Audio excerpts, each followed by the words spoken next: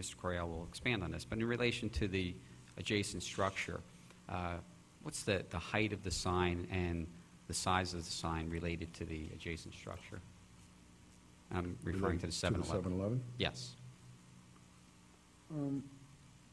Well, the top of the sign is below the roof of the 7-Eleven, or the top of the building, I guess, of the 7-Eleven. It comes 6 feet down, and it's 12 feet across from pole to pole.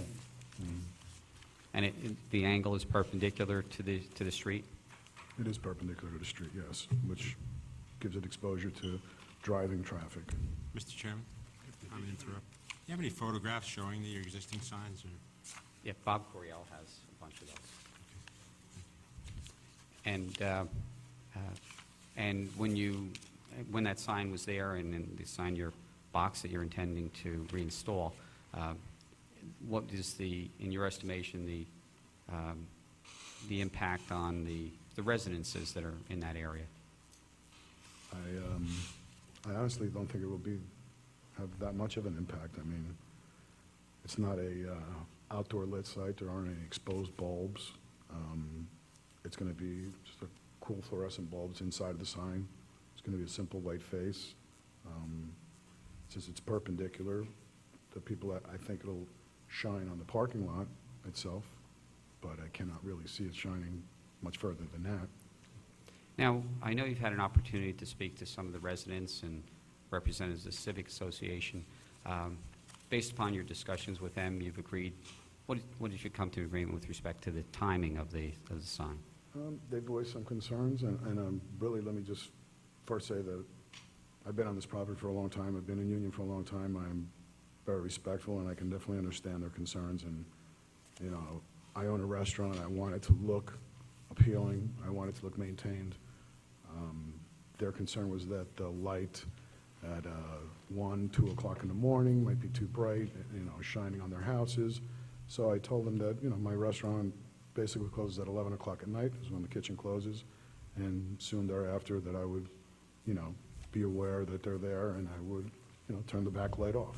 I mean, it's really that sign will attract business for us 7, 8, 9, 10 o'clock at night max, because it's really a traffic kind of thing.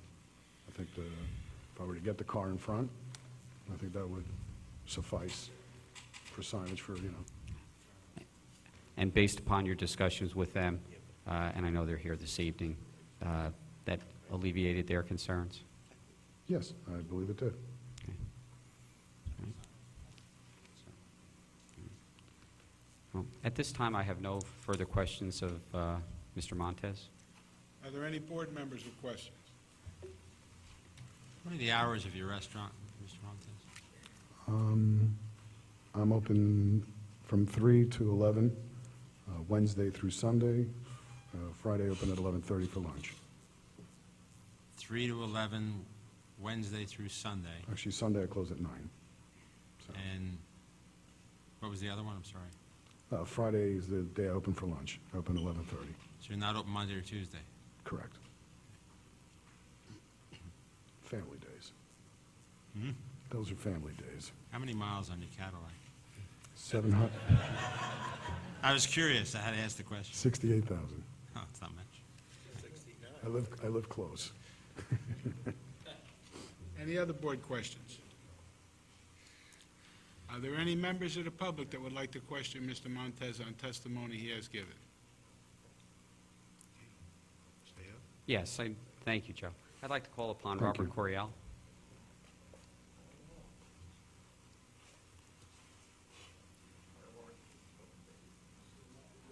C-O-R-I-E-L-L.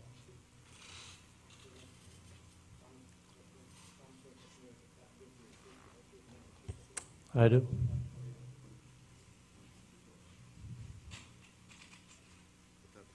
I think Mr. Coriel has been here once or twice, but why don't you just briefly give your Once or twice? your credentials? And I don't know if we'll have to see where that goes best. So, is that a good spot for the? Is that a replica of what we marked? Right, that's that's my survey. Of what we marked A2. Mr. Correal, if you could briefly give the board your licenses that you hold. I'm And a licensed land surveyor and planner. I'm the owner of Decker and Coriel and have been so for over 30 years. I've been working in the survey field since 1971. and you've testified before this and other boards as both a surveyor and professional planner? Yes, I have. We'll accept his credentials, Mr. Hill. And you do remember this when it was George's? Absolutely.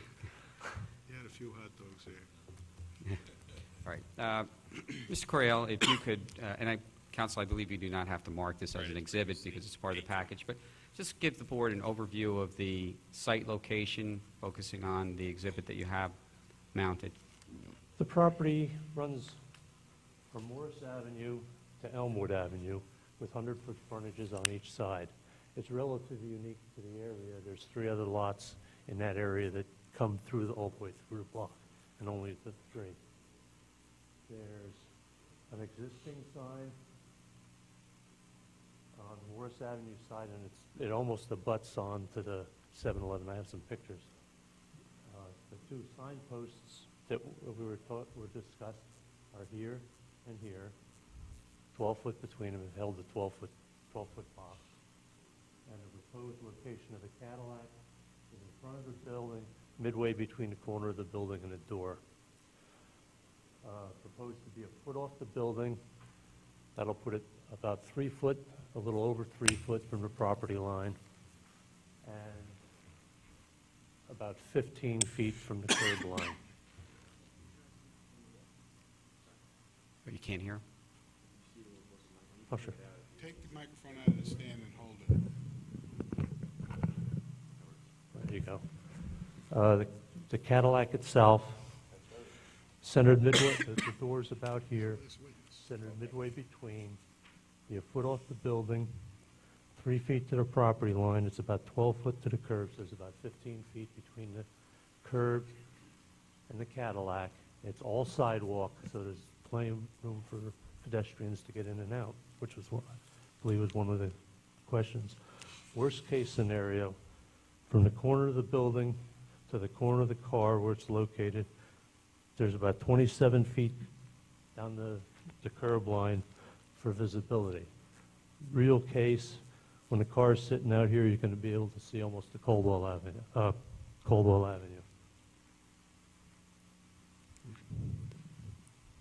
So addressing that one issue that was raised in both the engineering report and the police report. Right. There will be no impact I upon don't either believe so, no. site- Not looking in that direction, no. sight lines or pedestrian. No, it doesn't appear to be, no. Okay. Now, you described this site as being unique with its frontages. Can you expand upon that, please? Well, it has it fronts on 2 roads, both 100-foot frontages, one being the Morris Avenue and the other Elmwood Avenue. A lot of vehicular traffic on both roads, especially during the rush hours, as anybody, I'm sure, in the room can tell, can attest to. Now, It's 100% paved already. Now, you've heard my opening statement and the testimony of Mr. Montez. And let's first discuss the vehicle itself. Now, it's been noted that we're seeking 2 variances associated with that the vehicle being there. First being the outdoor display, and the other being front yard parking. Right. Now, first focusing on the front yard parking. You've indicated from a design standpoint, you don't believe it, or you've testified that it won't have any impact on sight lines or vehicular traffic. No. From the standpoint of in the area with front yard parking, is there, in your opinion, any other front yard parking, or from your observations, other front yard parking in the general Yes, area? across the street, at the bank across the street parks to the curb, well, parks toward the curb. 7-Eleven along Morris Avenue has head-in parking toward the curb. Vespa's next door parks alongside their building, in front of their building, or up to their building. And that's about Okay. all along that. And 7-Eleven? Yeah. The 7-Eleven off. And Yes, that's 7-Eleven. yeah, and in fact, I know when we were reviewing, I think you have some photographs, is the 7-Eleven parking closer to the roadway and sidewalk than this Yes, I vehicle? believe it is. And again, from a planning standpoint, in viewing the purpose of the ordinance, oh, I'm sorry, the second part that I want to, the outdoor or display, that's also noted as a variance in the application.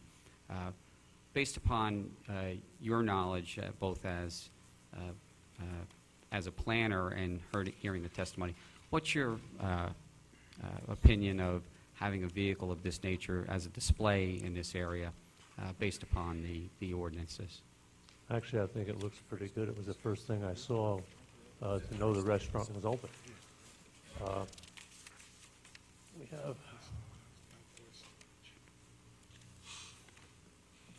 And I believe this exhibit will a have picture of it here, and it definitely catches your eye.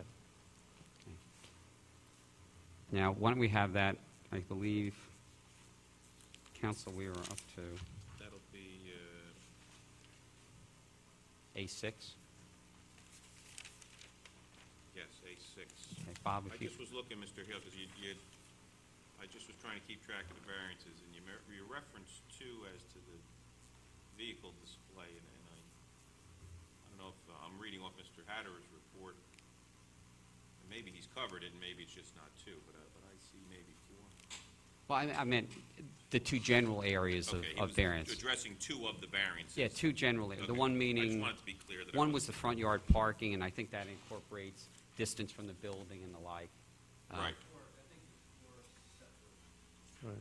Yeah, yeah. I was talking one because of, as a parking variance, and the other as display variance. The parking being, as I say, I believe it's front yard parking, distance from building, and distance from Distance from property roadway. line. I was grouping that in one, and the other being unrelated to actual parking, but it being, I guess it's display or storage. So they were categories rather than specifics, so. I'm sorry, Mr. Coryell. So, now, we've marked this exhibit as A6. If you could please describe the exhibit that you've prepared. So this is a series of photographs.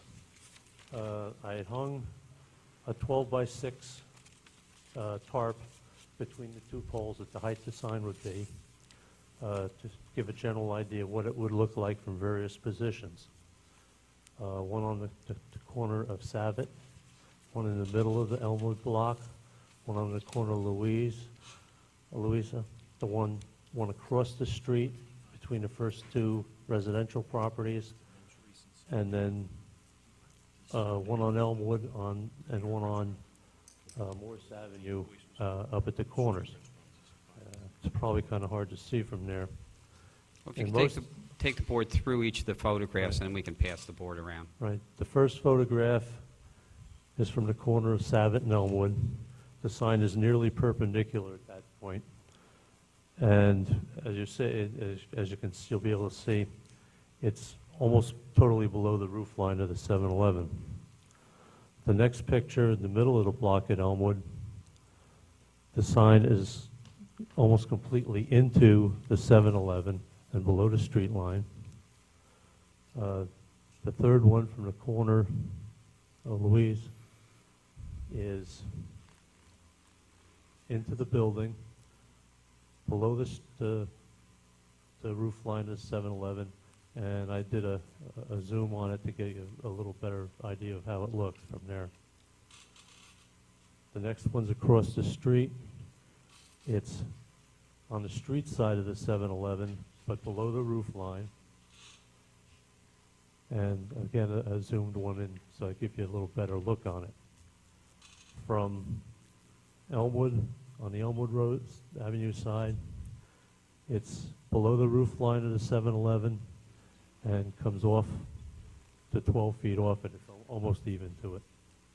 And again, a zoomed one. On the Morris Avenue side, to show the existing sign, you can see it blends right into the tower on the 7-Eleven. It's almost exactly at the point of 7-Eleven comes to the street. And that again, was what a